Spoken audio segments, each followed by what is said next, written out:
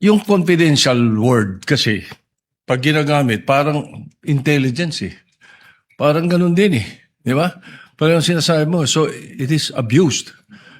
Bakit hindi sa budget nasusunod and we want your opinion para mas magko-conform sa circular nyo? Palitan natin. Huwag nang confidential na gamitin. Gamitin natin restricted funds or non-public funds. Ganun pa rin, di ba? Private but open. Naintindihan na nila na hindi confidential ito, na hindi ito pwedeng hindi nalaman ng publiko. Something to that effect. Just the opinion of With the indulgence of Senator Judge Soto, it's good to stand up once in a while for being seated for a long time, but the chair will not allow counsels to respond and give their opinion on the matter and will simply allow the witness to answer, similar to the chair's ruling in relation to the query earlier of Senator Judge Cayetano. Yes, Attorney Wamil. Well, I submit that po to the commission on audit po. I am not authorized po to give an opinion as to that. That was the witness's answer. You have 2 minutes. Thank you, Mr. President, Mr. Presiding Officer. Mr. Witness, in your testimony, August 3, upon direct examination by the prosecution counsel, you were presented representative samples of selected forms. The question 845 acknowledged receipts, if I remember it right. Correct ba yun? Yes po, Your Honor. All right.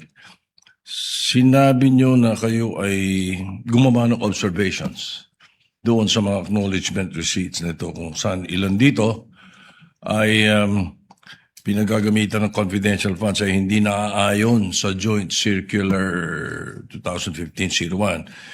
Ngunit may mga acknowledgement receipts according to how I recall it na wala naman kayong observations, ano? Yes po. Sapagkat ang pinaggamitan ng pondo ay naaayon sa nasabing circular.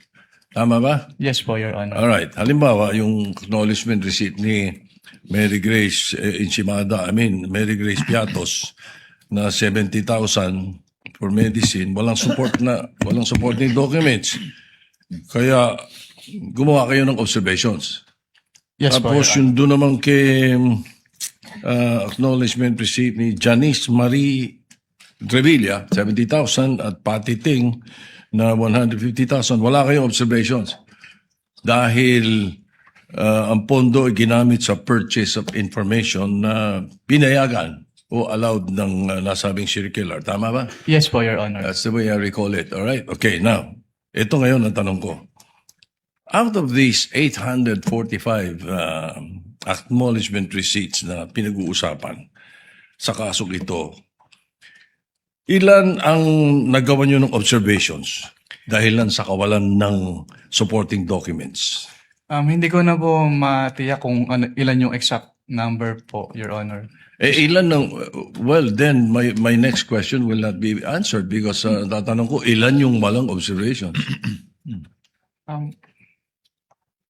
Pwede ko po pwede po ako mag-refer sa tabulation po, Your Honor. Please. You can refer to your tabulation table that was earlier marked. Assisting counsel, can you show him the previously marked evidence pertaining to his tabulation or summary? Assisting counsel for the respondent may also approach, should he so desire.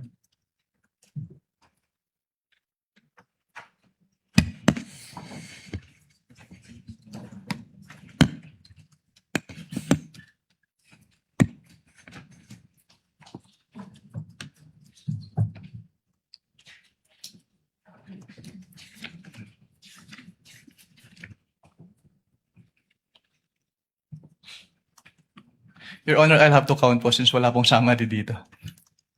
What do you mean? You have to count. The 845. Yes po, Your Honor. Wala kang percentage man lang. Since personal notes ko lang po ito, Your Honor, raw tabulation lang po siya. So you would not have a, gano'ng katagal nga abutin niya kung bibilangin mo?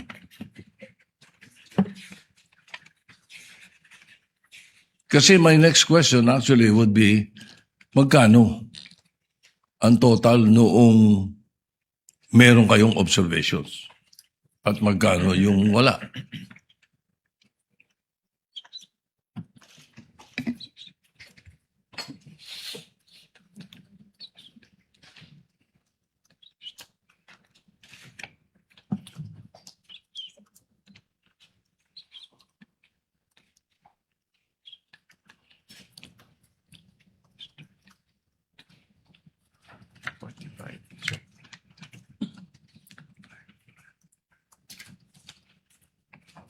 If the chair may assist, Attorney Wamil, look at your notice of suspension. You may observation ka, I presume, pertains to those rewards, payment of goods and medicines, that you made observations to and suggested to be suspended. So I presume it pertains to those ARs. Yes po, Your Honor, pero amount lang po kasi yung naka-indicate po doon. And the total is Sa 845, Mr. Presiding Officer, ilan ang total? Magkano yung total? Sa 845. May I be allowed po to peruse po yung notice of suspension? you Your may refer to it. Papayag na kasi ko sa ballpark figure, basta't bigyan mo lang ako ng kasagutan. Anong total nung 845? Ano yun? 125 million? Out of the 125 million, ilan po?